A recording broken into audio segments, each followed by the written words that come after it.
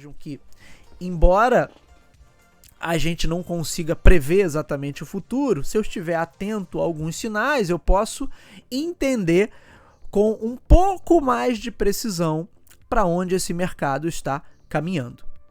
E aí um último ponto, só para a gente encerrar, mas que tem a ver com também o dilema da inovação e tem a ver sobre... A gente já fez aqui no programa, no canal, vários episódios falando sobre inovação.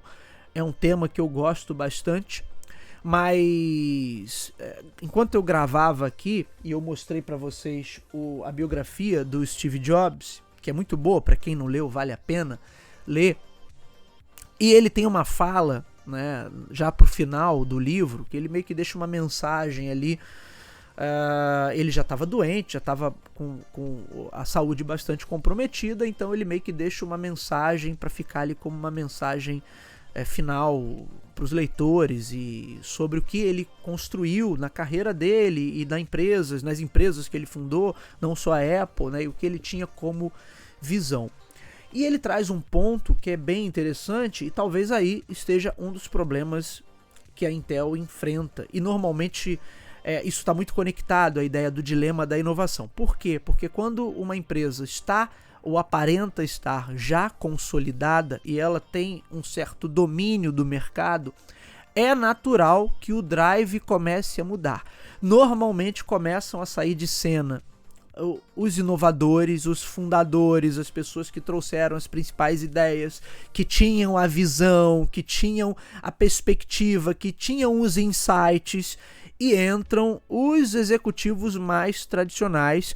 Saem, como a gente brinca, né? Saem os homens do negócio, entram os homens de negócio, que vão olhar aquilo ali por uma perspectiva mais comercial ou puramente financista, que vão olhar aquilo ali apenas para obter o melhor retorno possível para os investidores. E me parece que é um problema que todas as empresas enfrentam, porque você não tem mais aquele feeling do negócio e você passa a olhar unicamente para números. E o Steve Jobs fala justamente disso nesse texto que ele coloca aqui como um texto onde ele tenta dar uma resumida no trabalho e no que ele tem de visão de negócios. E aí eu vou tomar a liberdade de ler um trechinho aqui desse texto deixado pelo próprio Steve Jobs, mas eu acho que resume bem esses dilemas de você tentar entender, acompanhar a inovação, tentar entender e acompanhar as mudanças, as tendências. Vamos lá aqui. Ele coloca o seguinte, olha, abre aspas. Tenho minha teoria sobre por que empresas como a IBM e a Microsoft declinam. Aqui ele fala da IBM, a IBM já tinha passado por uma grande reviravolta e a eterna rival da Apple, a Microsoft. A empresa faz um bom trabalho, inova e se torna um monopólio ou algo parecido em alguma área. E então a qualidade do produto se torna menos importante. A empresa começa a valorizar grandes vendedores, porque são os que conseguem mover as receitas, não os engenheiros e os designers de produto. Então, os vendedores acabam no comando. E ele cita aqui John Akers, na IBM, era inteligente, eloquente, um vendedor fantástico, mas não sabia nada sobre o produto. O mesmo aconteceu com a Xerox. Quando os vendedores estão no comando, os responsáveis pelos produtos não são tão importantes e muitos perdem o tesão.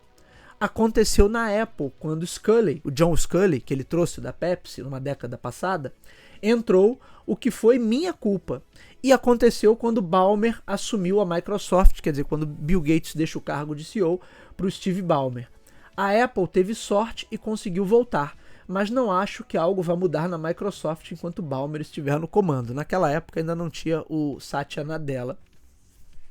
Odeio as pessoas que se dizem empreendedoras quando apenas tentam lançar uma startup para depois vendê-la ou entrar no mercado de ações, embolsando dinheiro e seguindo em frente. Elas não estão dispostas a trabalhar no que uma empresa de verdade pode construir, que é o que exige mais dedicação. É assim que se faz uma real contribuição e se soma ao legado de quem veio antes. Construir uma empresa que ainda vai significar algo em uma geração ou duas. Foi o que o Walt Disney fez e Hewlett e Packard e as pessoas que construíram a Intel. Elas criaram uma empresa para durar, não para ganhar dinheiro.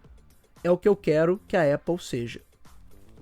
Não vou ler aqui o trecho todo, mas ele cita inclusive a Intel aqui. Obviamente naquela época a Intel não estava passando pelas turbulências